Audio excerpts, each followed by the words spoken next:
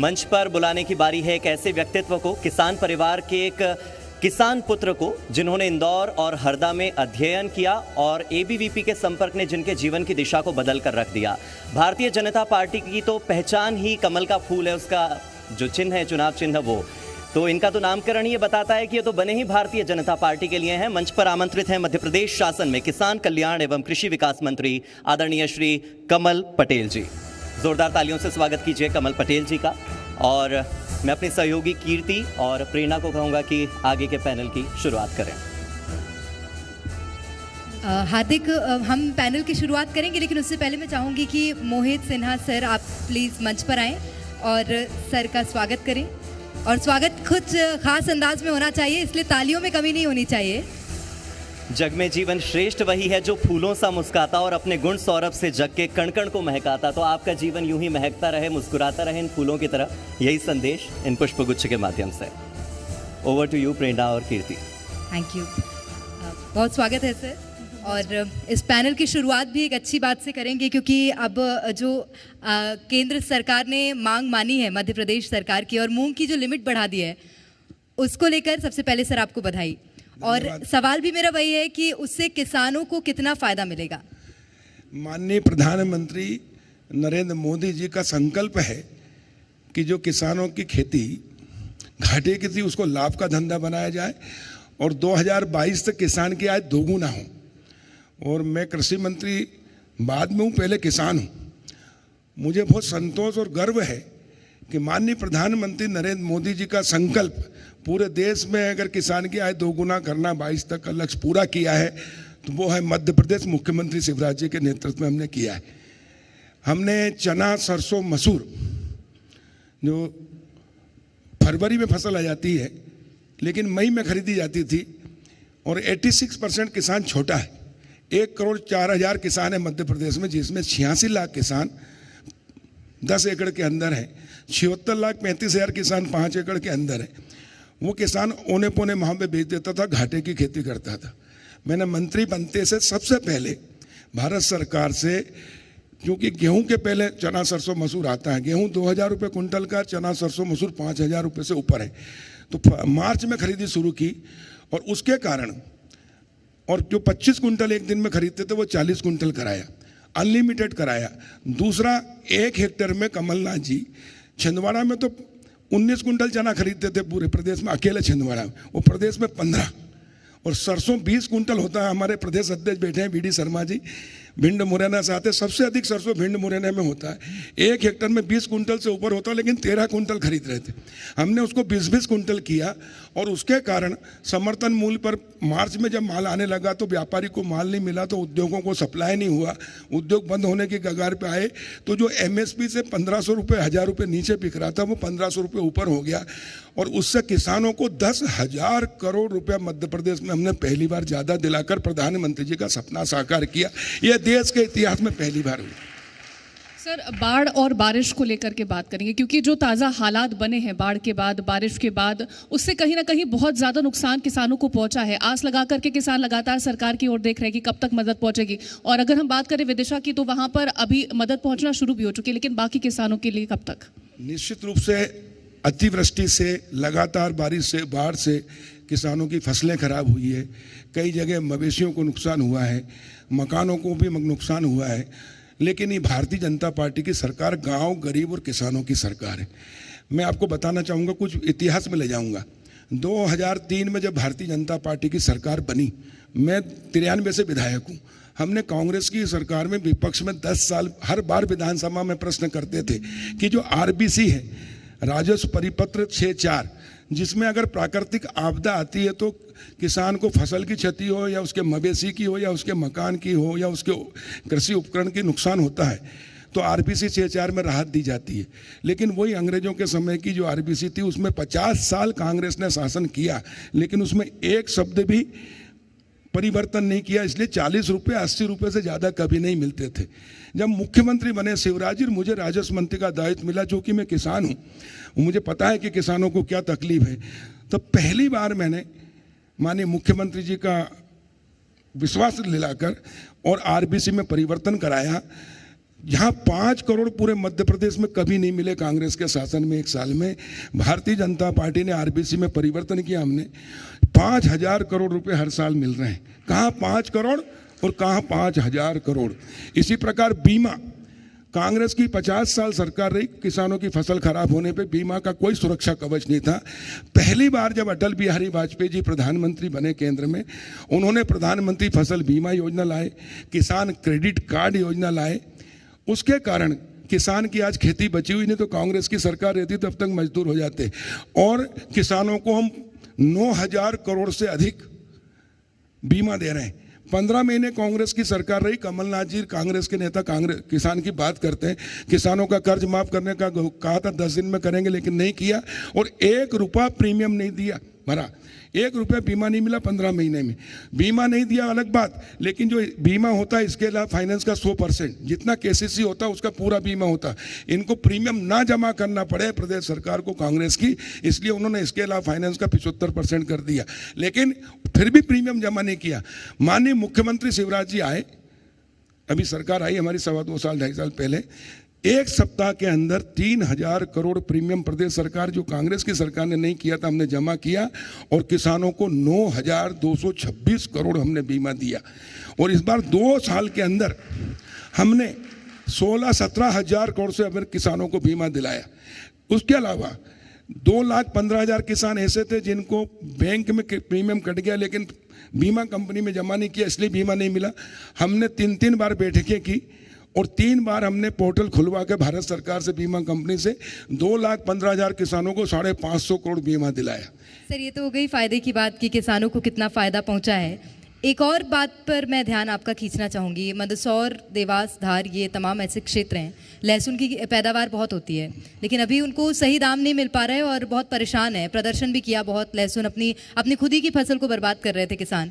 उनको कब तक लाभ पहुँचेगा, उनके लिए क्या कुछ प्लान? नहीं, मैं इसका आपको जवाब दे रहा हूँ। देखिए, लहसुन की फसल ये बोई जाती है सितंबर अक्टूबर से शुरू होती है, अक्टूबर नवंबर, और जनवरी फरवरी में आती है। फरवरी, मार्च, अप्रैल, मई, जून और जुलाई और अगस्त, सितंबर चल रहा है। किसान अपने अच्छे रेट में बेच चुका है। चूंकि पिछले बार बहुत अधिक रेट मिला था बाद में, तो कुछ किसानों ने समय पर अच्छा जो था बीज वो बेच चुके थे।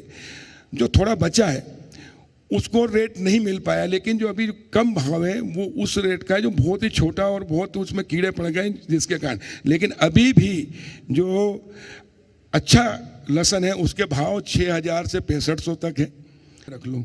तो बैंक के मैनेजर ने कहा कि साहब आप किसान हैं, पटेल साहब विधायक भी बने हैं, लेकिन कानून नहीं है कि हम आपको कोल्ड स्टोरेज के लिए लोन दे दें। मैं क्यों नहीं है? बोले आपको खाद के लिए चाहिए, बीज के लिए चाहिए, ट्रैक्टर के लिए चाहिए, हार्वेस्टर, मोटर, पाइप, इंजन, यानी खेती करने के लिए आपको जितना लोन चाहिए हम दे देंगे, लेकिन उद्योग धंधे, व्यापार, व्यवसाय के लिए नहीं दे सकते। तो मैंने कहा फिर लोन कैसे मिलेगा? बोले आपका कोई शहर में मकान हो तो बताइए। मैंने कहा मेरा गाँव में मकान है, वो ले लो। बोले गाँव के मकान की कोई वैल्यू नहीं, गांव की खेती की सिर्फ खेती के लिए कर सकते हो, यानी बंदिश करे। किसान को सिर्फ खेती करने के लिए मजबूर किया। माल कौन कमाएंगे? उद्योगपति, शहर के लोग। शहर में प्रॉपर्टी है और इसलिए शहर के लोगों ने गांव में वेयर हाउस बनाए, सब्सिडी का लाभ लिया, कोल्ड स्टोरेज बनाए, सब्सिडी, मेहनत करे किसान और माल कमाते थे मुट्ठी भर लोग। इसलिए आज़ाद भारत के इन 75 वर्ष में मुट्ठी भर लोग अरबपति और खरबपति हैं और किसान मेहनत करने वाला घाटे की खेती करता था। फिर मैं कह रहा हूँ, आज़ाद भारत में पहली बार अटल बिहारी वाजपेयी जी ने किसान क्रेडिट कार्ड, फसल बीमा योजना लेकर आए, जिससे किसान की खेती जिंदा, किसान जिंदा है, लेकिन फिर भी घाटे की खेती करता था। प्रधानमंत्री नरेंद्र मोदी जी ने पहली बार किसान की चिंता की और 86% किसान जो छोटा है, जो घाटे की खेती करता, कर्ज में पैदा होता, कर्ज में मर जाता, औलाद को भी कर्ज में छोड़ के जाता है और आत्महत्या करता है। किसान आत्महत्या ना करे, किसान आत्मनिर्भर हो, किसान की खेती लाभ का धंधा बने, उसकी आय दोगुना हो, इसके लिए उन्होंने प्रधानमंत्री सम्मान निधि, मुख्यमंत्री शिवराज जी ने 2-2 हज़ार करके 4,000, कल्याणी जी पर 10,000 रुपये वो मिल रहे हैं और उसके कारण 2.25 लाख करोड़ किसानों के खातों में 80 लाख करोड़, 10 करोड़ से अधिक किसानों के खातों में गए, जिससे किसान की खेती घाटे से लाभ का धंधा बनी छोटे किसानों के लिए। दूसरा जो मैंने कहा कि गाँव के स्वामित्व का, तब मैं उस समय राजस्व मंत्री बना तो मैंने हरदा के 2 गाँव, मसन गाँव और भाट परेटिया के गांव का मुख्यमंत्री ग्रामीण आवास अधिकार पुस्तक। गांव में हमारा मकान, एक झुग्गी झोपड़ी, गरीब आदमी रहता है, वो भी झुग्गी झोपड़ी में रहता है, उसकी भी जगह है, लेकिन कोई वैल्यू नहीं थी। 1 रुपये की जमानत नहीं हो सकती 1 करोड़ के मकान में, 1 रुपये का लोन नहीं मिल सकता, लिमिट नहीं मिल सकती, सॉल्वेंसी नहीं बन सकती, और इसलिए गाँव पिछड़ते गए थे, गाँव से पलायन होकर शहर में आते थे, और इसलिए हमने बनाया था मुख्यमंत्री ग्रामीण आवास अधिकार पुस्तक पायलट प्रोजेक्ट में, और उससे हमने बनाए मुख्यमंत्री आवास योजना, और 100 मकान हमने बनाए। 1 लाख रुपए लोन दिलाते थे, उसके प्लाट की कीमत झोपड़ी वाले की हो गई 2 लाख, बैंक में गारंटी में रख के हमने 100 मकान दिए, और आधा सरकार भरेगी आधा। और जब प्रधानमंत्री नरेंद्र मोदी जी बने केंद्र में 2014 में, उन्होंने पूरे देश का सर्वे कराया, तो इंदिरा आवास आते थे वो कच्चे कुटी आते थे 70,000 का, लेकिन मध्य प्रदेश में पूरे देश में अकेला प्रदेश था जहां पक्के मकान मुख्यमंत्री आवास के थे। माननीय प्रधानमंत्री जी ने मध्य प्रदेश के मॉडल को प्रधानमंत्री आवास में तब्दील करके 100% अनुदान पर किए, जो 3.5 करोड़ मकान अभी तक बन चुके हैं, और 2024 तक हिंदुस्तान का कोई गाँव, कोई मोहल्ला, मजरा, टोला ऐसा नहीं रहेगा जहाँ गरीब के पास पक्का मकान ना हो। तो हमें गर्व है और संतोष है कि जो योजना हमने मध्य प्रदेश में शुरू की, मुख्यमंत्री शिवराज जी के नेतृत्व में भाजपा सरकार ने, प्रधानमंत्री नरेंद्र मोदी जी ने केंद्र में की। ये स्वामित्व योजना भी मध्य प्रदेश के हरदा से, मसन गांव से शुरू हुई।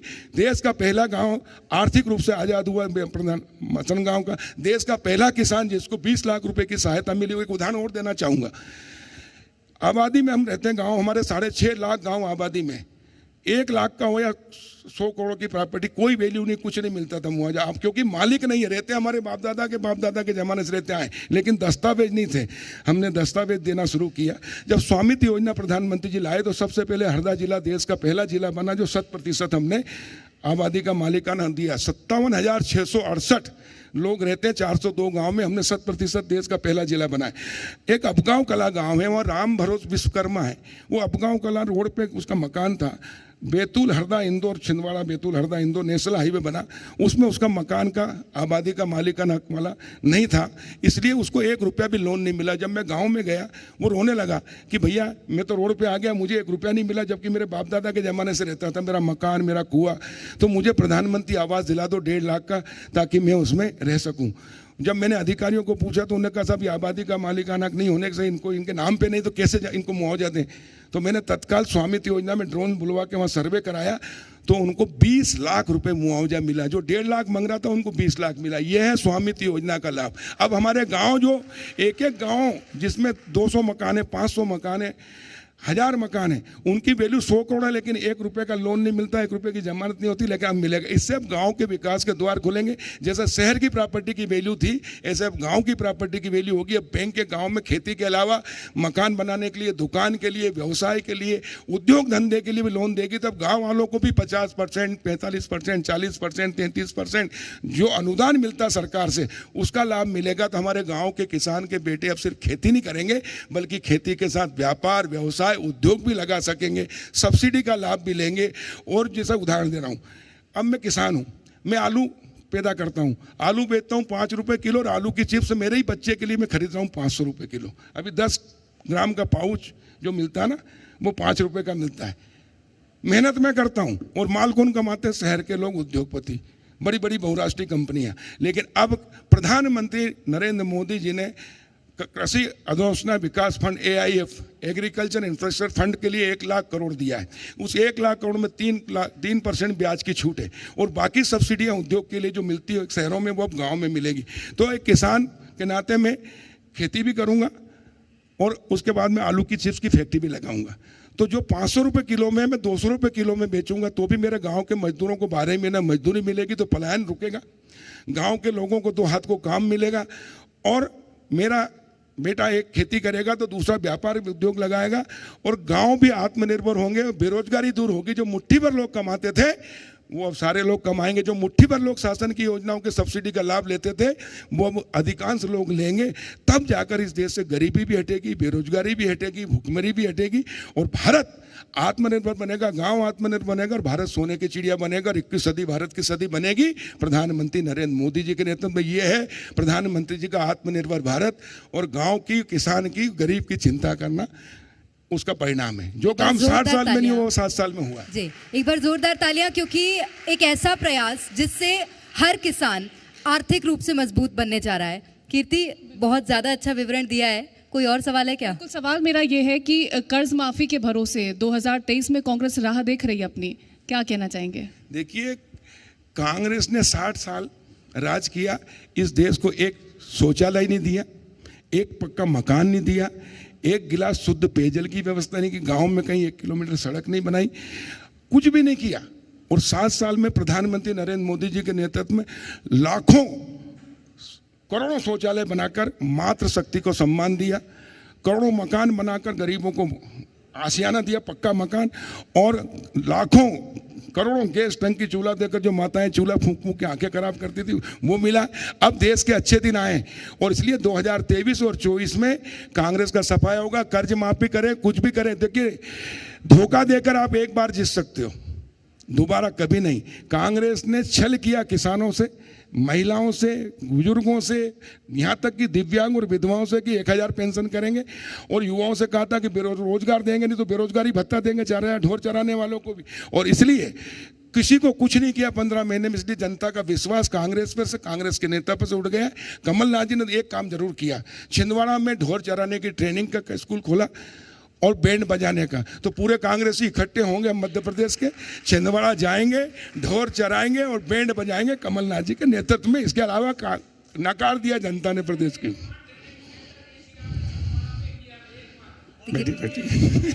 वहीं जाओ, बैंड बजाओ और ढोर चराओ। चलिए जी, बुंदेला जी बहुत भावुक हो गए, बिल्कुल जी। सर मौका मिलेगा जी, बिल्कुल ठीक है। एक कांग्रेस ने राहुल गांधी ने कहा था, राहुल गांधी ने कहा था, मंच पर हमारे साथ राहुल गांधी ने कहा था, सुनिए सर थोड़ा सा मौका आएगा। गरिमा सुनिए एक मिनट, राहुल गांधी जी ने कहा था 10 दिन में 2 लाख का कर्जा माफ, नहीं तो मुख्यमंत्री बदल दूंगा। अरे थूक के चाट लिया। ठीक है जी। सर गरिमा, थूक के चाटा किया क्या? सर गरिमा बनाए रखिए कार्यक्रम की, कार्यक्रम की गरिमा बनाए रखिए। अनुशासन। मेरा आप सभी से निवेदन है, मेरा आप सभी से निवेदन है कि कार्यक्रम की गरिमा को आप बनाए रखें। कहा था कि नहीं कहा था? आप सभी से निवेदन है 10 दिन में सर आप सब इकट्ठे हो, कार्यक्रम की गरिमा बनाए रखिए, कार्यक्रम की गरिमा बनाए रखिए। सर, मीडिया का मंच है, बैंड बजाने की ट्रेनिंग और ढोल बजाने की ट्रेनिंग।